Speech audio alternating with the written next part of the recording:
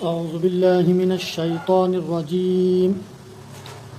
بسم الله الرحمن الرحيم. عبس وتولى أن جاءه الأعمى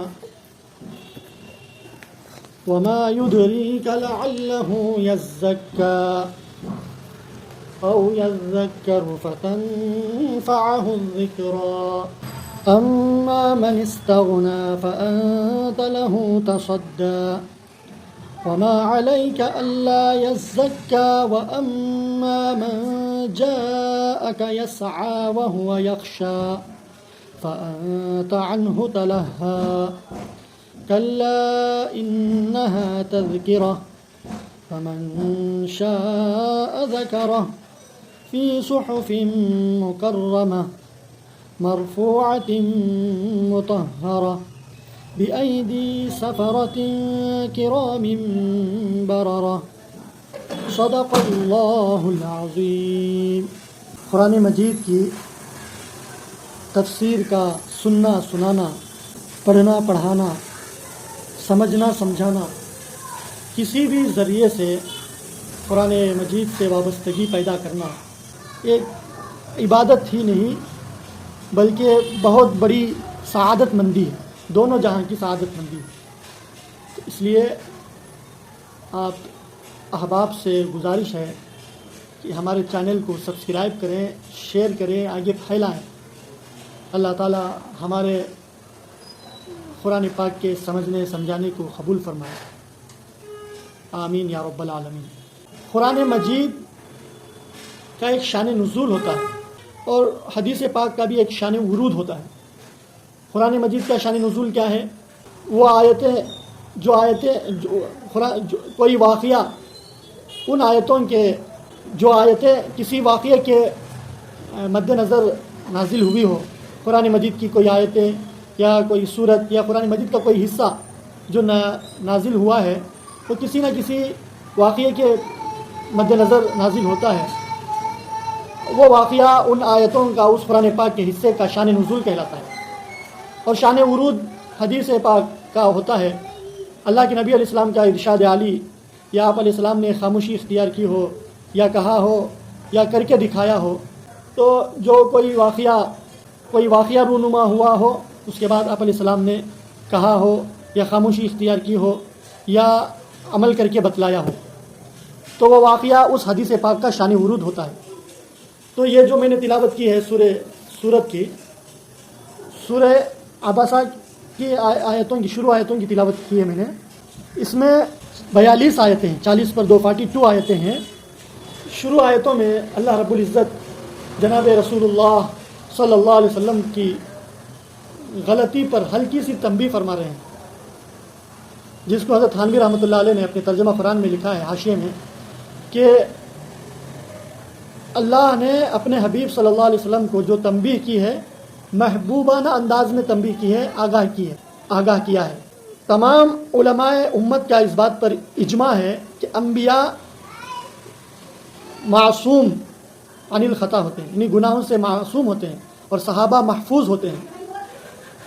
انبیاء علیہ الصلوۃ والسلام معصوم ہوتے ہیں. کبھی کوئی غلطی ہو جائے تو اللہ تعالیٰ اس غلطی پر متنبہ فرماتے ہیں، آگاہ فرماتے ہیں. وہ مختلف انبیاء سے غلطیاں ہوئی، جیسے حضرت آدم علیہ الصلوۃ والسلام سے ہوئی، اللہ نے تنبیہ کی. حضرت موسیٰ علیہ السلام سے غلطی ہوئی، اللہ تعالیٰ نے تنبیہ کی. حضرت یونس علیہ السلام سے غلطی ہوئی. تو میرے اور آپ کے آقا حضرت محمد رسول اللہ صلی اللہ علیہ وسلم سے بھی غلطیاں ہوئی، مگر اللہ تعالیٰ نے ان کو چوکنا کیا، مطلع کیا اور آگے نہ کرنے کا حکم دیا. کلا، اللہ نے فرمایا کلا، ایسا لا تفعل، اے محمد صلی اللہ علیہ وسلم آپ ایسا ہرگز نہ کیجیے. حضرت تھانوی رحمۃ اللہ علیہ فرماتے ہیں کہ آپ علیہ السلام کی جو غلطی ہوئی وہ اجتہادی غلطی تھی. وہ یہ ہے کہ واقعہ یوں ہے کہ حضرت ایک صحابی حضرت عبداللہ ابن مکتوم اللہ کے رسول علیہ السلام کے مجلس میں تشریف لائے. اللہ کے رسول علیہ السلام کفار سرداران قریش مکہ، عتبہ، شیبہ، ابو جہل اور مختلف سرداران قریش مکہ اللہ کے رسول کی مجلس میں بیٹھے ہوئے تھے. آپ ان کو سمجھا رہے تھے، توحید، رسالت، آخرت بتا رہے تھے. اتنے میں حضرت عبداللہ ابن ام مکتوم جو نابینا تھے، نظر سے کمزور نابینا تھے، دیکھ نہیں پاتے تھے، تو آئے اور کہا اے محمد صلی اللہ علیہ وسلم اقرئنی وعلمنی مما علمک اللہ، مجھے پڑھائیے، مجھے سکھائیے جو کچھ اللہ نے آپ کو سکھایا ہے، ایمان سے، اسلام سے بتائیے مجھے۔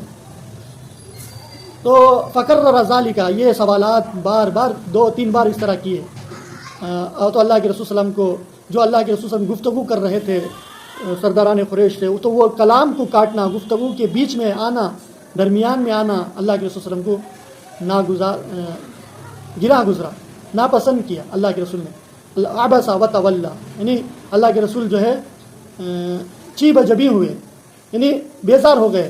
بعض مفسرین فرماتے ہیں وقال فی نفسہ، اللہ کے رسول نے اپنے جی میں کہا، اپنے دل میں کہا، یقول ہؤلاء الصنادید، یہ قریش مکہ کے جو سرداران ہیں یہ اپنے دل میں کہتے ہوں گے انما اتبعہ العمیان والعبید والسفلہ، ارے یہ محمد صلی اللہ علیہ وسلم کی اتباع تو، ان کی پیروی تو، ان کا کہاں ماننا تو جو ہے یہی مانیں گے یہ ایسے اندھے لوگ اور بلال جیسے کالے کلوٹے بلال جیسے لوگ، اور نچلے والسفلہ، اور نچلے قسم کے لوگ ہی محمد کی اتباع کریں گے، محمد پر ایمان لائیں گے۔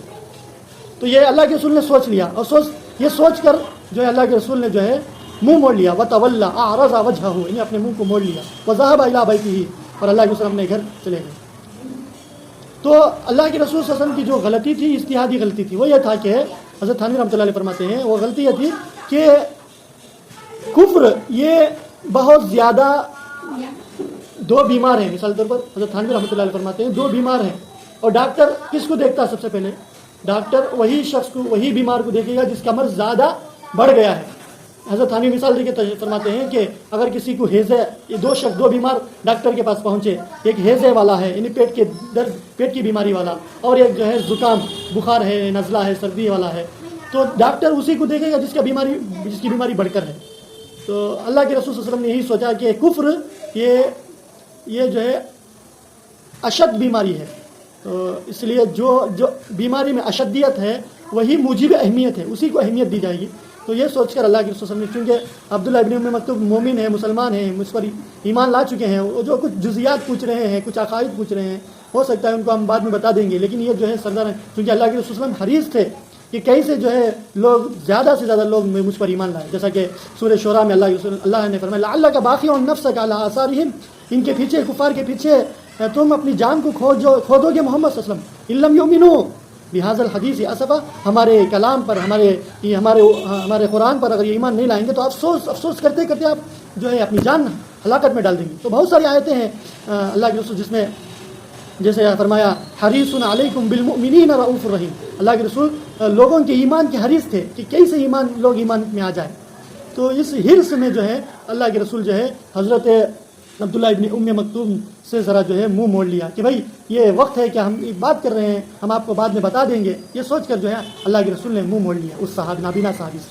تو فوراً یہ آیتیں نازل ہوئی اور فرمایا عبس وتولی، عبس اے پیغمبر، یوں بھی کہا جا سکتا تھا عبست وتولیت، لیکن جو ہے یہ قرآن پاک ایک فصیح فصاحت و بلاغت کا سمندر ہے، ایک فصیح اللسان جو ہے کسی کو جو ہے ڈانٹتا ہے، کسی کو جو ہے کسی غلطی سے آگاہ کرتا ہے تو وہ غائب کا صیغہ، ایسے کیا ہو گیا، وہ ایسا کر لیے سامنے مخاطب ہو کے نہیں کہتے۔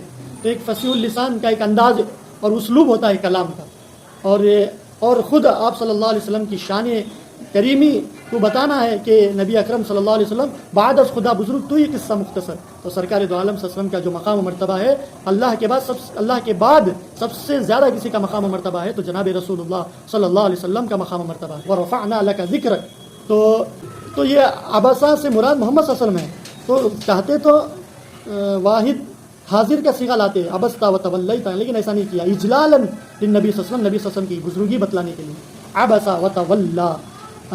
ترجمہ ملاحظہ فرمائے، سنیں، عبسہ محمد صلی اللہ علیہ وسلم، عبسہ اے عبسہ محمد صلی اللہ علیہ وسلم، محمد صلی اللہ علیہ وسلم چیب جبی ہوئے، وتولی اپنے اعرض وجہہ، اپنا منہ موڑ لیا۔ کیوں، کس کی وجہ سے منہ موڑ لیا؟ لاجل ان جاءہ العمی، یہاں پر لام مقدر ہے نابینا شخص کے ان کے پاس آنے سے وہ منہ موڑ لیے۔ کون ہے نابینا شخص؟ عبداللہ، ان کا نام ہے، اسمہ عبداللہ ابن ام مکتوب، ان کا نام عبداللہ ابن ام مکتوب ہے۔ انجا علامہ وما یدریک لعلہ یزکا، آگے فرماتے ہیں پیغمبر آپ کو کیا پتا کہ شاید آپ جواب دے دیتے تو لعلہ یزکا، شاید کہ وہ جو ہے صبر جاتے، یعنی ان کے سوال سے ان کو جو ہے تسلی مل جاتی اور وہ جو ہے تسلی ہو جاتی اور جو ہے وہ کچھ پاک صبر جاتے، اور یا کم سے کم او لعلہ یزکا او یذکر فتنفعہ الذکرہ، یا کچھ نصیحت ہی حاصل کر لیتے تو ان کا نصیحت حاصل کرنا انہیں نفع مل جاتا، ان کو نفع پہنچاتا۔ اما من استغنا، رہا مسئلہ جو مال کی وجہ سے، حسب اور نسب کی وجہ سے، دنیاوی اسباب کی وجہ سے جو بے نیازی اور لاپرواہی دین سے، ایمان سے، ہمارے احکامات سے لاپرواہی برتتا ہے تو فانت لہو تصدی، تو آپ اس کی فکر میں پڑے ہوئے ہیں، اس کے ایمان کی فکر میں پڑے ہوئے ہیں۔ وما علیک تصدی، یہاں پر ایک بات یہ دیکھیے، لغوی ایک تحقیقی بات بتاتا ہوں، تصدی اصل تصدی ہے، یعنی ضمیر مضارع کا صیغہ ہے، یہاں پر ضمیر بظاہر معلوم ہو رہا ہے کہ یہ فعل ماضی ہے، فعل ماضی نہیں، فعل مضارع ہے۔ تصدی اصل تصدی ہے، اگر تا کو حذف کر دیا تو کیا ہو گیا؟ تصدی ہو گیا، تو پڑھنے میں جو ہے صرف کے خلاف ہے، نحو صرف کے خلاف ہے، اس لیے تصدی ہو گیا، اصل تصدی ہے۔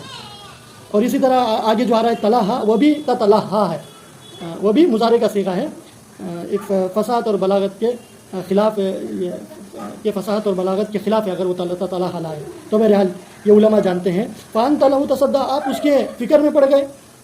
وما علیک الا یزکا، یہ جو سرداران قریش ہیں، یہ ضروری نہیں ہے کہ آپ ضروری نہیں کہ یہ صبر جائیں، یہ ایمان والے ہو جائیں۔ انک لا تہدی من احببت ولکن اللہ یہدی من یشاء، آپ جس کو چاہیں ہدایت دے نہیں سکتے۔ آپ کے پاس آپ کو کام اتنا، انما انت مذکر، آپ تو صرف ڈرانے والے ہیں، آپ کو نصیحت کرنے والے ہیں۔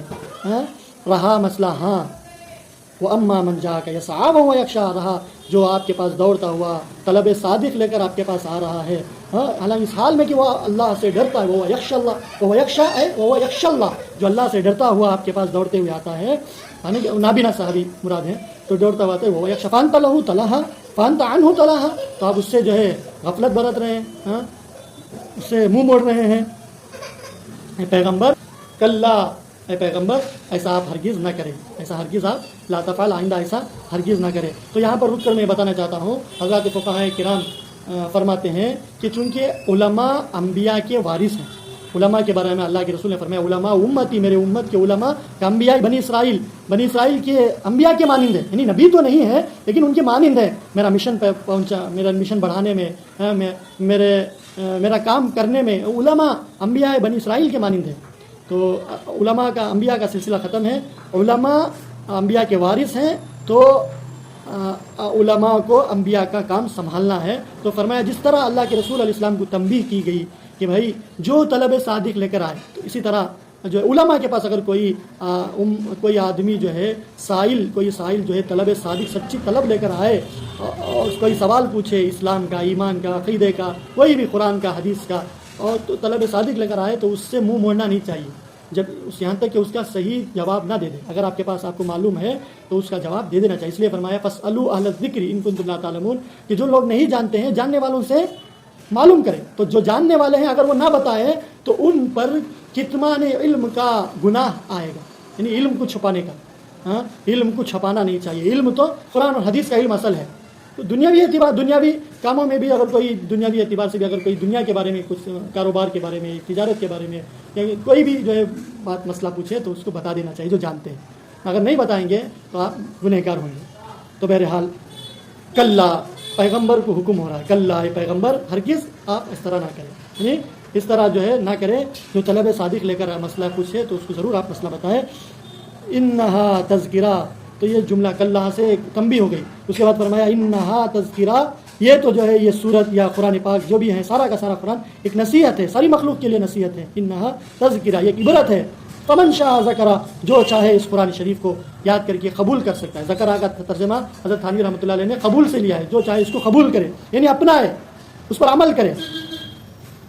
فمن شاء فی صحف مکرمہ، فی صحف یعنی اس سے مراد لوح محفوظ کے صحیفوں میں قرآن پاک ثبت ہے، وہاں سے نازل ہوا ہے قرآن مجید، دھیرے دھیرے نازل ہوا ہے۔ 23 سال میں حضرت محمد رسول اللہ صلی اللہ علیہ وسلم پر دھیرے دھیرے درجہ بدرجہ جیسے ضرورت پڑتی گئی ویسا اترتا یہ ایک مرتبہ نازل ہو گیا. نزول قرآن کے 2 درجے ہیں.